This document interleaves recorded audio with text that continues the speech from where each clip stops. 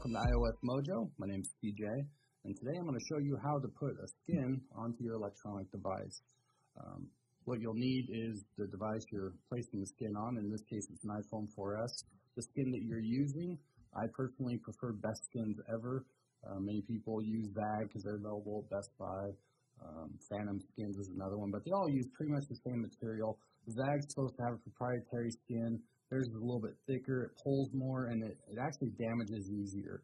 I don't care what you see in YouTube videos. I just don't care for Zagg. Best Skins Ever seems to have the best prices. They're very fast on their shipping, and they have a good product. So that's just my personal preference. I did have to purchase it. They're not sponsored or anything like that. Now, depending on who you go with, for instance, if you go with Zagg, or I think even Phantom Skins, they provide you with solution, and they also provide you with the squeegee. Best Skins Ever does not. The reason for that is they try to keep their costs down. They send you your skin inside of just a regular envelope with some instructions, and there you go. So if you end up having to make your own solution, you're going to use 1/4 teaspoon of water to 10 ounces, or 1/4 teaspoon of soap to 10 ounces of water. So you can use any kind of mild detergent or dish soap. A lot of people use baby soap. I never had baby soap on hand, so I just use dish soap and it works fine. I've applied these many times and I've never run into issues. I did start out with the baby soap and I did everything exactly by directions, and then later, you always modify things and it seems to work just fine with the dish soap. So anyway, I'm using an applicator that I got from Skinomi on another skin that I had on my Motorola Zoom, and I just reused it forever. But you can use any kind of spray bottle. And then I also use the same Skinomi squeegee on it. You can use a credit card. You can use a piece of cardboard. Anything that's firm, has a smooth edge on it that you can use to get the bubbles out of your device. You also need some sort of cleaning cloth. A lot of people use microsuede or microfiber cloth. In this case, I'm using the case off of an HP Envy and some various other cloths. I use a lot of cloths. Now, the big thing, or the hardest part, I should say, of putting the skin on is getting it prepped, so getting it clean. You want to make sure that your device is completely clean, that there's no hairs, there's no dust, there's no kind of debris on it whatsoever. You definitely want to be a little OCD on cleaning it, because once you put the skin on there, if you have any kind of debris on your device, it's going to bubble. So it's very important to get it clean. It takes a long time to do, but it looks like I got this one pretty much cleaned up. Okay, so we're going to start with the front first. What you're going to want to do is get a little bit of your solution on your fingers. That way you don't get any fingerprints on the skin itself. You're going to find an edge. In this case, I'm just peeling the border off here. You want to take your time, because if you crease it, it does not turn out very well. So you get your edge, and you just lift it off. Now in this case, there's little punch outs on there for your ear hole and your home button. Make sure your fingers are good and wet with the solution. And you're just going to punch those out. Home button off there. Remember, keep your fingers wet during this process and you'll be fine. Next thing you want to do is you want to apply a little bit of solution to the actual skin itself. Do not apply it directly onto your device. You want to minimize getting the moisture down inside the cracks of your device, like the iPhone has the holes for your earpiece, your microphone, and your sensor, your home button, and there's cracks around the edges. You just don't want to get any excess moisture in there if you can avoid it. So you spray a little bit on there. You get a good amount. I don't know if you can really see that. Just enough to coat it. And the whole point of this is whenever you apply it, you're going to squeegee that out, and that's what gives it a really nice, smooth adherence to your device. So you want just enough to be able to do that. Next, you're going to find somewhere to line it up with. In my case, I'm going to line up with the home button. And you just going to set it on there. Make sure you line up your other buttons.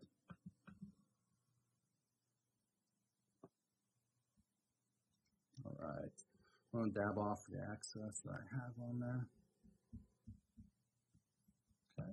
Next on your squeegee, you want to apply a little bit of solution on there. It helps it glide across the skin a little bit better without tearing on it at all or pulling it. And what I like to do is just gather it up into one area of the skin. And you can see, you might be able to, I don't know how well you can see that there, but it does move around a little bit, so you just kind of finesse the bubbles out.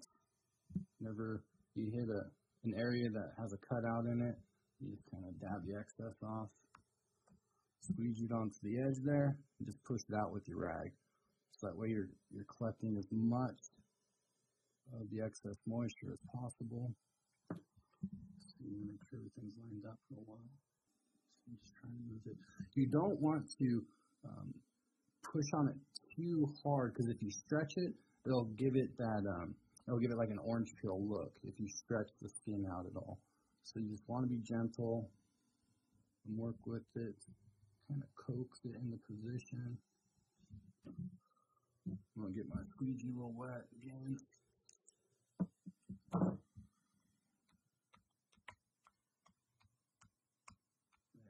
just smooth it out.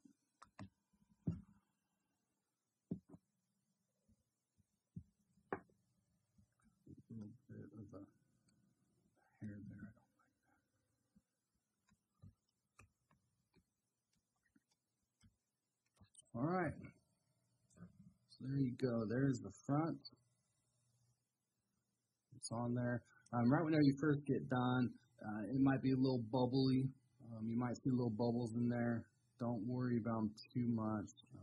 That's just from the soap that you have inside the water, causes a little bit of bubbles on it. As it dries, that's going to go away. So you're just looking for any large bubbles, or you're looking for anywhere where it's popping up.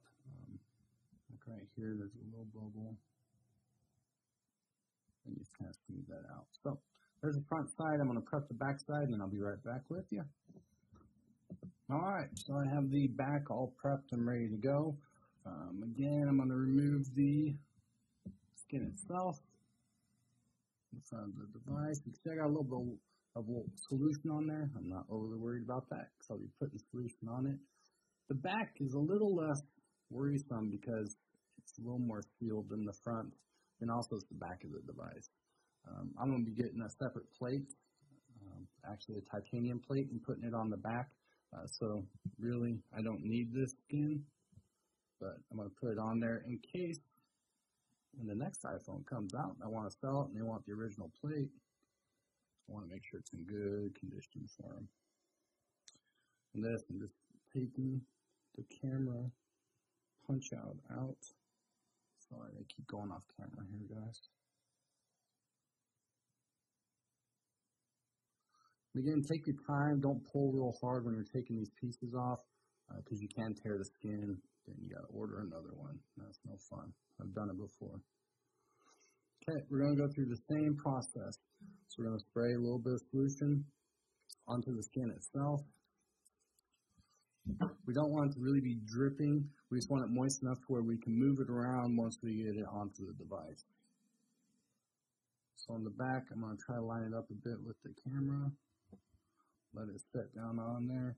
Just gently push it into place. You can pick the skin back up and replace it if you need to. If you can avoid it though.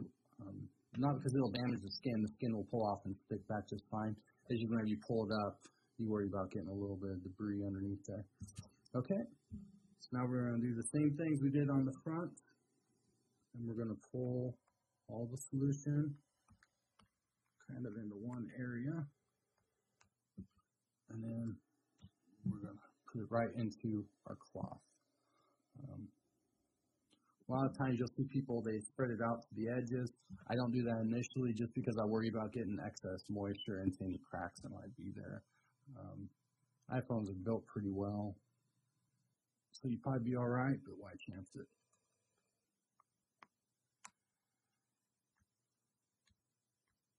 It's nice there's not a lot of curves on the device. And once I get to doing the outside around the edges, I'll show you how to do a curved edge That's what seems to give most people, or gives people the most problem, is curved edges for whatever reason. And I'll show you a real easy way to do those.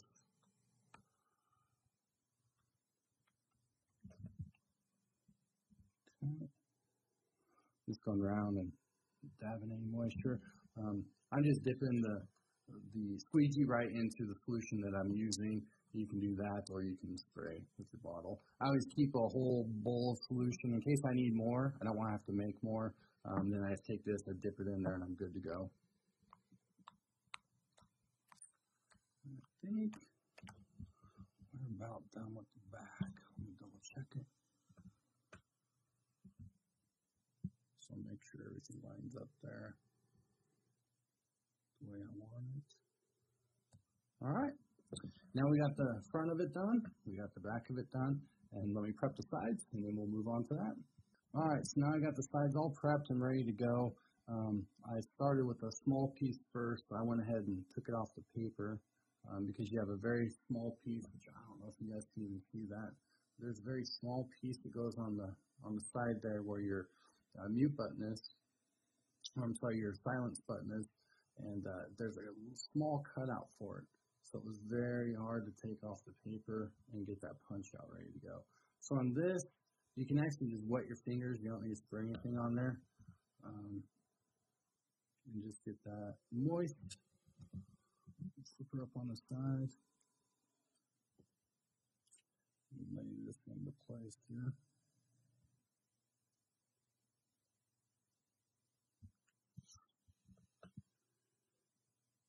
Again, I'm pretty much just tapping. I'm just touching it to put it into place.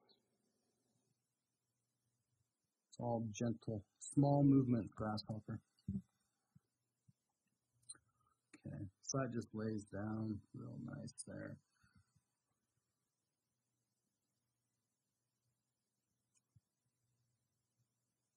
Give it to where you want it.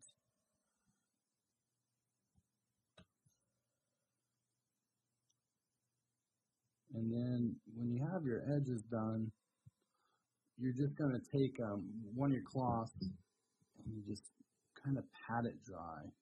So you don't really want to squeegee the small areas. And you don't have to mess with it a bit to make sure it stays in place where you like it. Okay. That first corner piece is on.